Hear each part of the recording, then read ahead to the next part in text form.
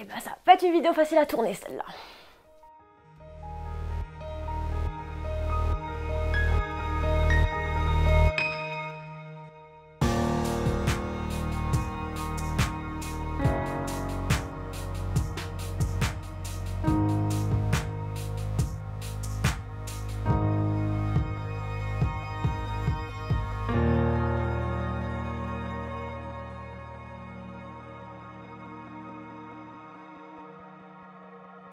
Bonjour à tous, je suis Noémie, bienvenue sur Frozen Universe et bienvenue dans ce HO sur Dune partie 2 que je suis allée voir hier soir.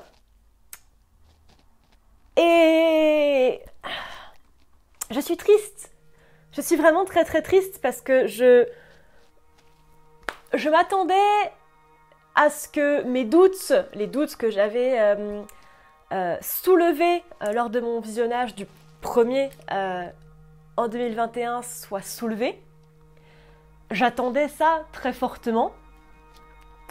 Et malheureusement, non seulement ils n'ont pas été soulevés, mais en plus il y en a d'autres qui sont arrivés.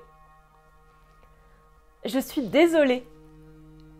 J'ai beau apprécier le film pour ce qu'il est, j'ai vraiment du mal à le détacher de son matériau d'origine. Et je sais que c'est pas bien, c'est le travail que je fais avec les versus. Mais j'arrive tellement pas à comprendre le projet derrière ces films. J'arrive tellement pas à comprendre pour qui ils sont que j'ai du mal vraiment à comprendre, tout simplement. Je ne comprends pas ce projet, encore une fois. J'ai apprécié le film pour ce qu'il était. C'est très beau. C'est grandiose. C'est grandiloquent. Techniquement, c'est quasiment parfait. Les acteurs, pour la plupart, sont excellents dans leur rôle. L'attention portée aux détails est fantastique. Le son, la musique, les visuels, la photographie, la lumière, tout est très bien. Mais je ne comprends toujours pas le projet de la Warner et de Villeneuve sur le cycle Dune en règle générale. Je l'avais déjà mentionné dans ma première vidéo à l'époque quand j'avais fait mon HO sur Dune. Pour moi, Dune devrait être une série, pas des films. Je comprends l'envie de vouloir en faire une grande fresque cinématographique, mais s'arrêter à ça là, parce que c'est ce qui va se passer, ils vont s'arrêter à Messiah, c'est con. S'arrêter à Children sera encore plus con.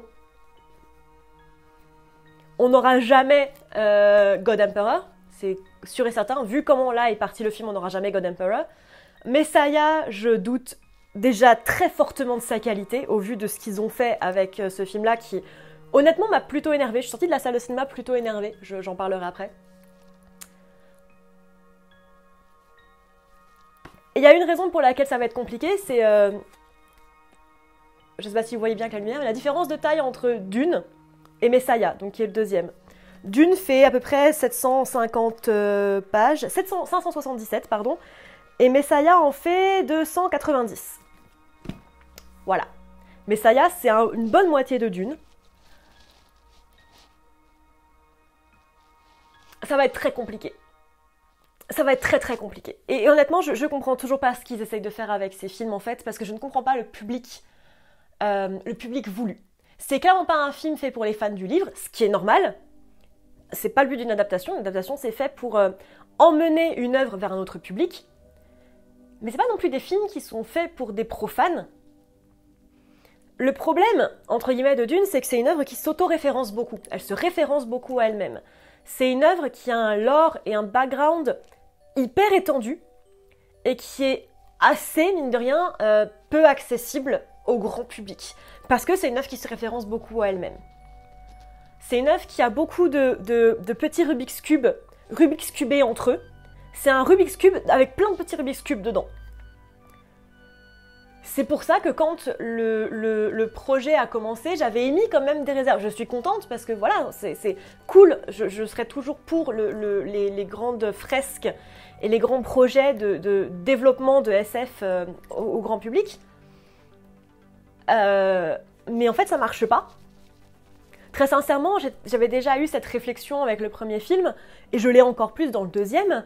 J'ai vraiment du mal à imaginer être un total profane de l'univers et débarquer à regarder Dune 2. Quand t'as pas toutes les intricacies, quand t'as pas tout le background politique et économique, d'un côté c'est beaucoup trop en surface pour comprendre, et de l'autre côté c'est beaucoup trop creusé pour que ça ait un sens. En fait, je sais pas si vous voyez ce que je veux dire. Le gros problème que j'ai avec le deuxième, beaucoup plus qu'avec le premier, parce que le premier c'était la mise en place de l'univers, ça mettait un petit peu en place tout ça. Le deuxième, d'un côté, il va pas assez au fond des choses, de l'autre côté, il va déjà trop. Il y a vraiment un problème de mesure dans ce film-là, parce que le vrai problème de Dune, c'est qu'il y a beaucoup. T'as les Bene Gesserit, t'as la fédération du commerce, entre guillemets, t'as l'empereur, t'as les Sardaukar, t'as toutes les familles, enfin t'as vraiment tout ce... T'as la haine des Atreides et des Harkonnen, t'as tout ce truc-là qu'il faut essayer de faire rentrer dans 3 heures de film, ce qui est déjà long, hein, c'est long, 2h45 de film. Et au final, c'est un peu... ça se voit que c'est rentré au plus possible pour que tout puisse rentrer, et au final ça déborde quand même un petit peu. Et c'est un petit peu bâtard comme manière de faire, je trouve, mais c'est la faute du matériau de base, quoi. C'est la faute de ça, parce que ça, c'est le seul et unique bouquin où j'ai dû prendre des notes. Pour vous donner un ordre d'idée, c'est le seul et unique bouquin où j'avais pris des notes pour savoir qui était qui, à quelle faction, et pourquoi eux ils s'aimaient pas et machin, tout ça, parce que c'est le bordel. Mais c'est bien fait. Mais c'est le bordel. J'ai pris Silmarillion aussi plus tard, mais plus par intérêt entre guillemets académique qu'autre chose. Dune, c'est le bordel. C'est très compliqué à adapter Dune, et je dis pas qu'il faut pas le faire, parce que clairement ils l'ont fait. Et ils l'ont fait bien. Mais je comprends toujours pas, et c'est vraiment mon plus gros problème avec cette adaptation. J'ai arrêté de le répéter parce que je pense que vous l'avez compris, j'ai un problème avec cette adaptation parce que je ne sais pas à qui elle est destinée. Je ne sais pas ce qu'ils essayent d'en foutre. Et vu comment ils sont partis avec ce film-là, je sais clairement que c'est pas fait pour les gens qui ont lu les bouquins. Parce que pour le coup, je ne comprends pas comment t'as pu lire le bouquin et sortir du film en étant... Ouais, c'est ok. Dans l'idée, c'est ok.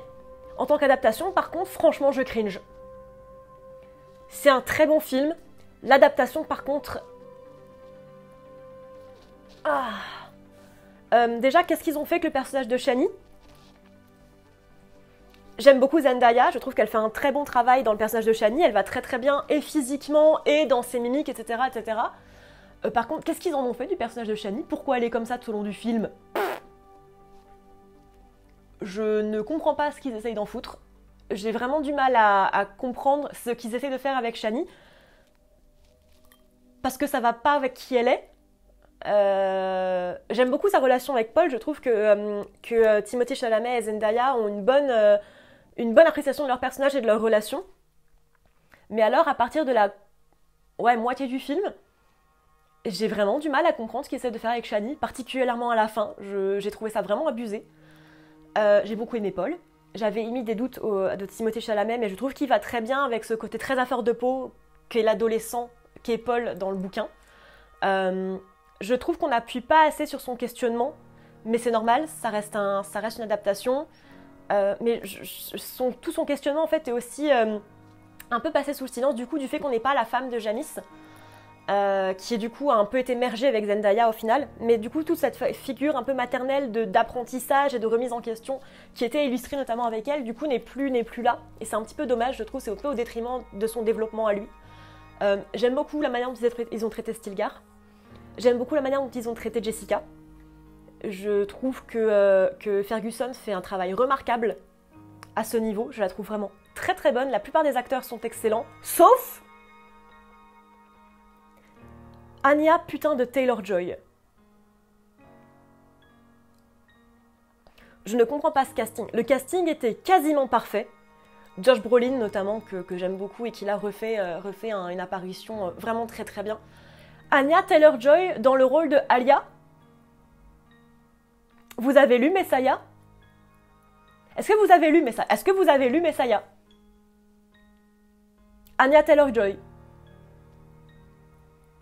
Elle est bankable, hein, mais à un moment donné, il faut arrêter de prendre des gens bankable parce qu'ils le sont. Il faut prendre des gens qui collent au personnage. Et là, c'est non. Vraiment, j'ai un peu lâché l'affaire quand j'ai vu... Honnêtement, je l'ai vu arriver, je me suis dit... Voilà, j'étais vraiment... Ouais, saoulée. On va dire j'étais saoulée de son apparition. C'est pas contre Anya Taylor-Joy. Mais non. Non, je suis absolument désolée. Non. J'ai dit tout à l'heure que je suis sortie énervée du cinéma. C'est trop putain de compliqué d'utiliser le mot djihad. Vous allez me dire c'est un mot connoté, je m'en fous. Le film entier est connoté. C'est censé être des personnes de type arabe. D'ailleurs, c'est cool de revoir un peu de diversité et d'acteurs manifestement méditerranéens ou arabes.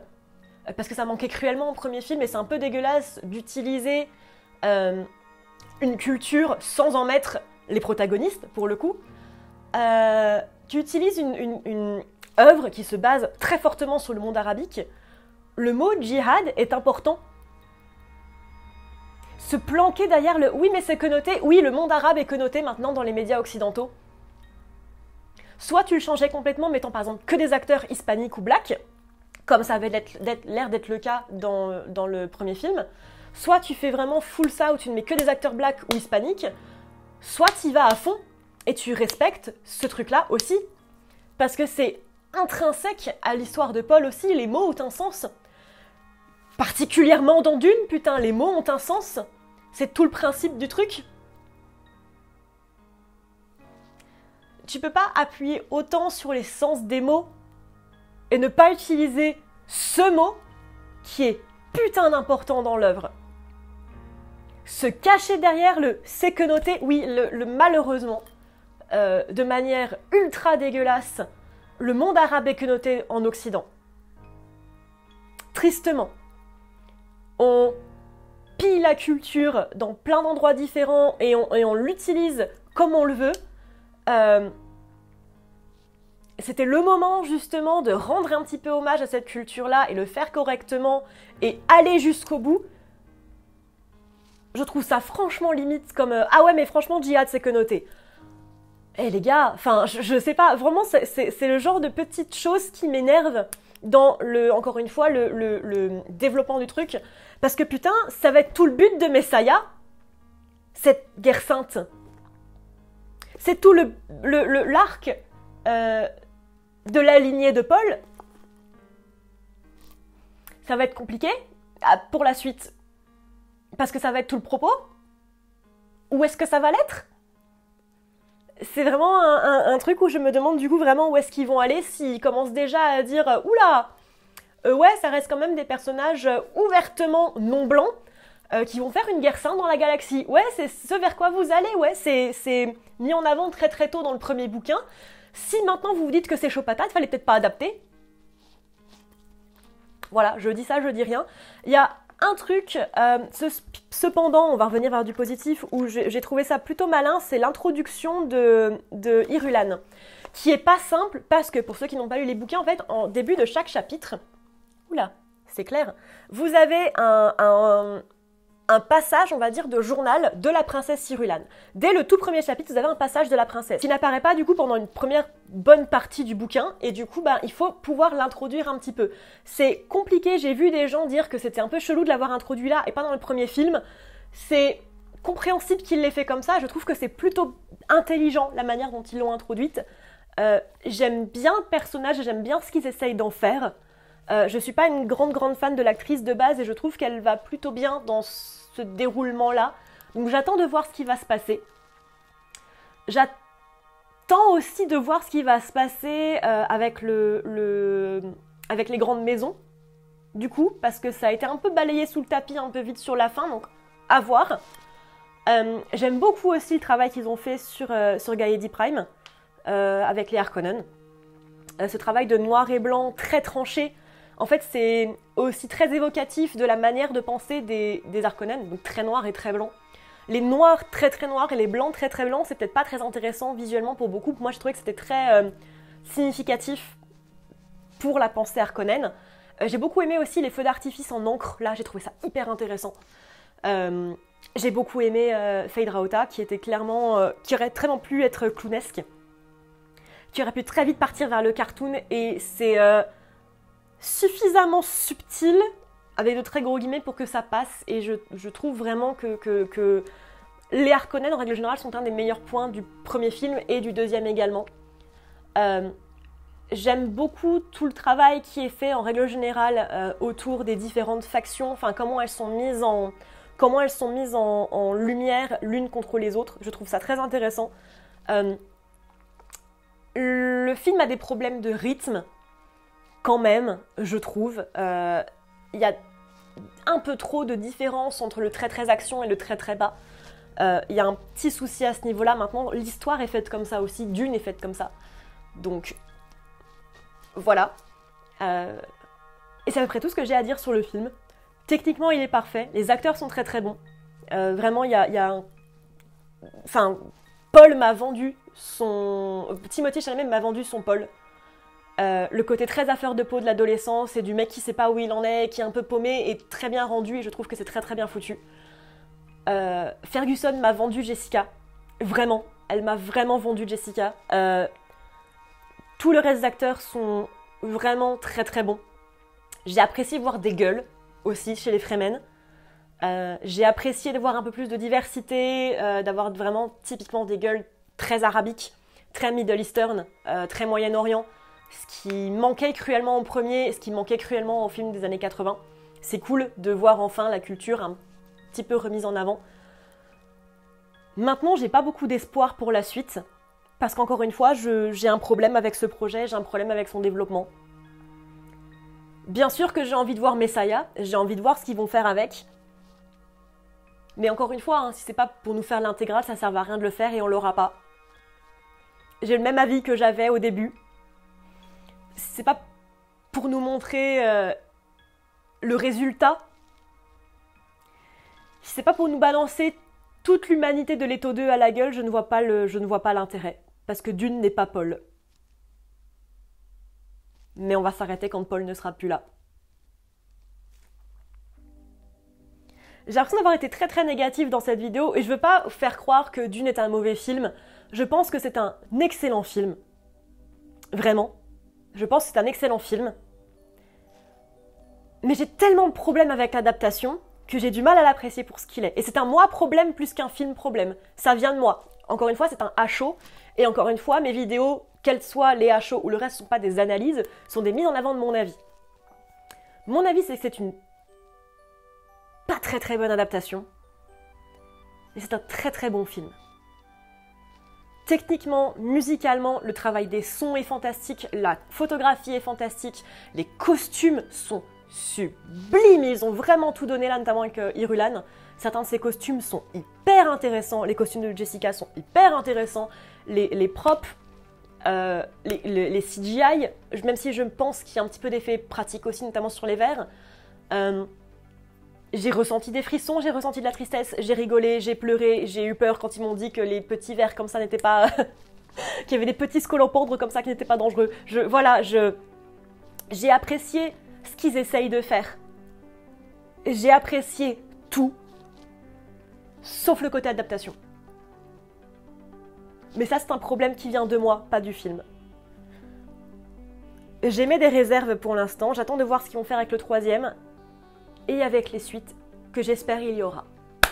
Voilà tout le monde, c'était mon avis à chaud ou presque sur Dune partie 2. J'espère que ça vous aura plu. N'hésitez pas à me dire en commentaire ce que vous en avez pensé. N'hésitez pas à me retrouver sur mes différents réseaux sociaux, notamment Instagram et Twitter où je suis la plus active. Et d'ici là, je vous dis à bientôt dans l'univers.